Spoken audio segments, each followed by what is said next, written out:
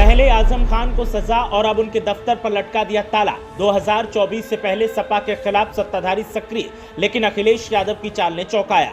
आजम खान के बिना क्या रामपुर में अखिलेश यादव साइकिल की बढ़ा पाएंगे रफ्तार? रणनीति पर हो रहा काम, लेकिन खल रही आजम खान की कमी। सजा पर सजा और मुकदमों पर मुकदमों ने आजम खान का दबदबा कर दिया कम, लेकिन अब भी सियासत में है उनका दखल। क्या रामपुर 2024 में सपा का होगा?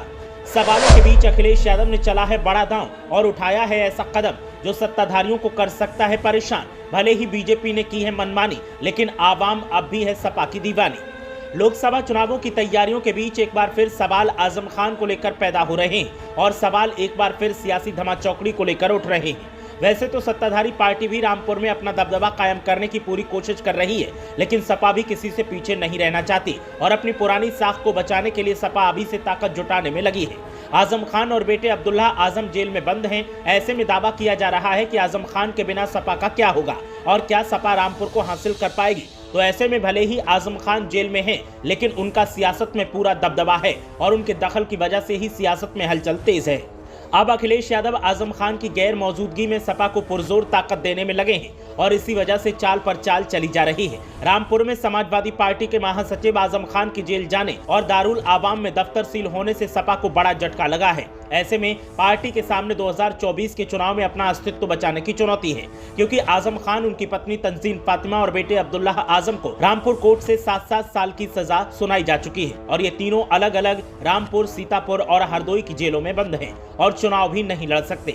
सपा के सामने अब सबसे बड़ा सवाल ये है कि पार्टी यहां से किसे चुनावी मैदान में उतारेगी, तो वहीं बीजेपी के नेताओं का जोश हाई है। बीजेपी अभी से इस सीट पर कार्यकर्ताओं के साथ बैठक कर चुनाव की तैयारियों में जुट गई है।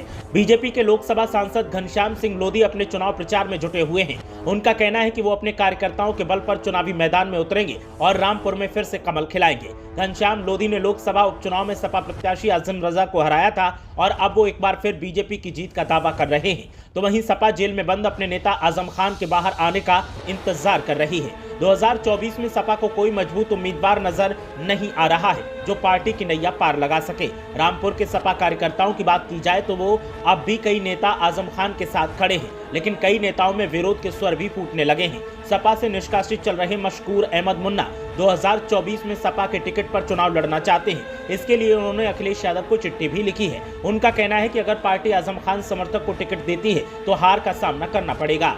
इधर सपा जिला अध्यक्ष वीरेंद्र गोयल का कहना है कि सपा का टिकट तो आजम खान ही तय करेंगे, जिसे पार्टी टिकट देगी उसे हम चुनाव लड़वाएंगे। सपा के गढ़ रामपुर में अब बीजेपी मजबूती से पैर पसारती दिखाई दे रही है। लोकसभा उपचुनाव और विधानसभा उपचुनाव में बीजेपी ने सपा को हराकर कमल खिलाया है और 2024 में भी बीजेपी के नेता कमल की जीत का दावा कर रहे हैं। रामपुर से बीजेपी के आकाश सक्सेना ने तो यहां तक कह दिया कि आजम खान कौन है, हम किसी आजम खान को नहीं जानते।